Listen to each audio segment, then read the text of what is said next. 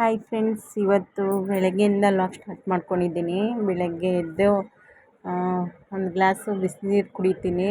ಖಾಲಿ ಹೊಟ್ಟೆಗೆ ಬಿಸಿನೀರು ಕುಡಿಯೋದ್ರಿಂದ ತುಂಬ ಒಳ್ಳೆಯ ಪ್ರಯೋಜನಗಳಿದೆ. ಜೀರ್ಣಶಕ್ತಿ ಹೆಚ್ಚಾಗತ್ತೆ ಮತ್ತು ಡೈಲಿ ವೆಯ್ಟ್ ಲಾಸ್ ಮಾಡ್ಕೊಳ್ಳೋಕ್ಕೂ ಪ್ರಯೋಜನ ಆಗುತ್ತೆ. ಅದಕ್ಕೋಸ್ಕರ ಒಂದು ಗ್ಲಾಸ್ ಬಿಸಿನೀರು ಕುಡಿದ್ಬಿಟ್ಟು ನಾನು ಮುಂದಿನ ಕೆಲಸ ಸ್ಟಾರ್ಟ್ ಮಾಡ್ಕೊತೀನಿ.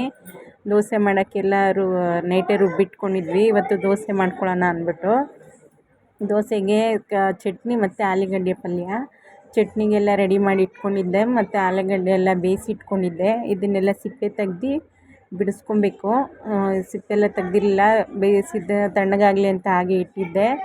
ಮತ್ತು ಅದನ್ನೆಲ್ಲ ರೆಡಿ ಮಾಡಿಕೊಂಡು ಪಲ್ಯ ಎಲ್ಲ ಮಾಡಿ ಚಟ್ನಿ ಮಾಡಿಬಿಟ್ಟು ನಾನು ಸ್ನಾನ ಮಾಡಿಕೊಂಡು ರೆಡಿಯಾದೆ.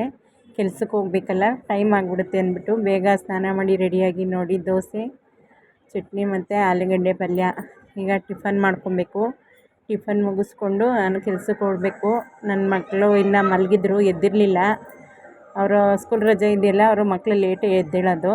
ಅಷ್ಟೊತ್ತಿಗೆ ನಾನು ಟಿಫನ್ ಎಲ್ಲ ಮುಗಿಸ್ಕೊಂಡು ತಲೆ ಏನು ಬಾಚ್ಕೊಂಡಿಲ್ಲ, ತಲೆ ತ್ಯಾವ ಆರಿರಲಿಲ್ವಲ್ಲ, ಅದಕ್ಕೋಸ್ಕರ ಸುಮ್ಮನೆ ಹಾಗೆ ಕ್ಲಿಪ್ ಹಾಕ್ಕೊಂಡು ಕೂದಲು ಬಿಟ್ಬಿಡೋದು. ಒದ್ದೆ ತಲೆಯಲ್ಲಿ ತಲೆ ಬಾಚಬಾರ್ದು, ಕೂದಲು ಉದುರೋಗ್ಬಿಡುತ್ತೆ. ಅದಕ್ಕೋಸ್ಕರ ಒದ್ದೆ ತಲೆಯಲ್ಲಿ ನಾನು ಯಾವತ್ತೂ ತಲೆ ಬಾಚಲ್ಲ.